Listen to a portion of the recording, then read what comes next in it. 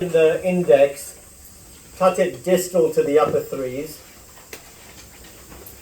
Okay, so there, cut it distal to the upper threes. You don't need anything distal to the upper threes there. Be careful of your fingers.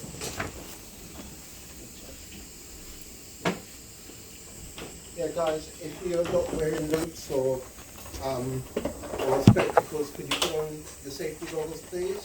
Now that you're having them sharps, please. Okay, and then cut just near the gingival level, Yeah. palatally and buccally, okay? Yeah, and if you could wear gloves as well when you're cutting, okay? You don't want any accidents, please.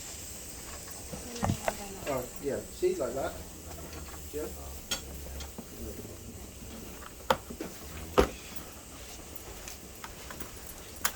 Okay, so we're looking at something like this, if you have a quick look at the screen. Okay, and then section through upper right one. Okay, so have a quick look at the screen. Upper right one here is there, and I've just cut through there like so. Okay, so I have a section there of upper right one.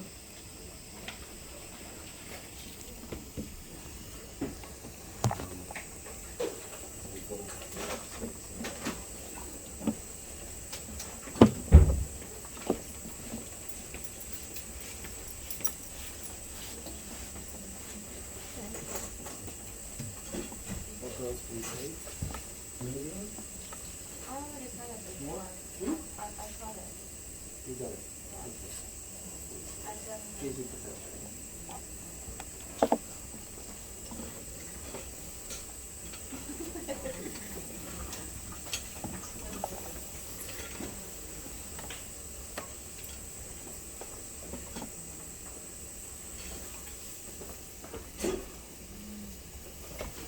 And what are you looking for?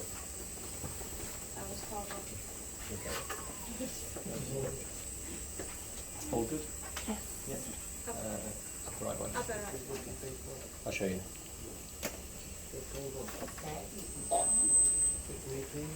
Be careful with your thumb. Like that. All done? All done? Yeah? Looking good? All right. You okay? Yeah?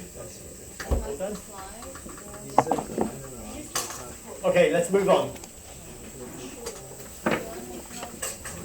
Right. If you remember yesterday, when we cut the upper six, I said we carried out an anatomical preparation, right?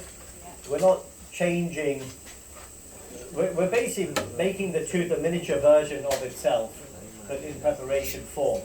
Likewise, we will do an anatomical preparation for this anterior tooth.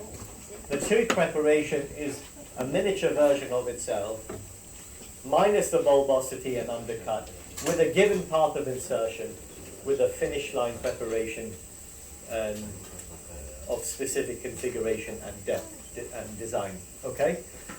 So in order to work out an anatomical based prep, you must work out what the anatomy is. Okay? So let's just study this tooth. I want you to draw on this tooth like I'm doing. So take out your model, put it on the bench top and get your pencil out.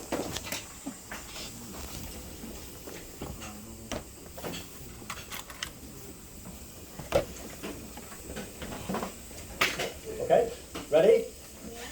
Okay, so we have the facial surface, which is divided into three: incisal, body, and cervical. The hard deck for the exercise, remember what the hard deck is. The hard deck is you do not prepare your finish line below that line there. Okay? You keep it 1 to 1.5 mm above the rubber gum. Likewise, on the palatal of the same tooth, draw where you're going to intend to cut the finish line. Remember, you don't want to go lower than that. Okay? On the facial surface is bounded by the transition lines, which are here: mesial and distal. These are the dominant areas of the facial surface, the most reflective parts. Anything mesial to this line is your interdental area, and anything distal to this line is your interdental area. The incisal edge also demarcates the difference of the facial surface from the front here. Here and here. Now can you see there is a thickness of that incisal edge?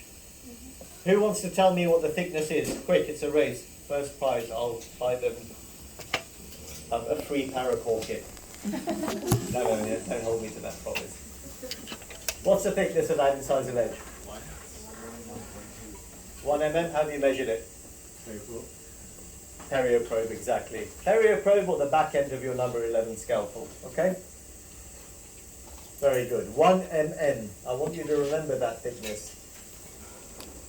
There.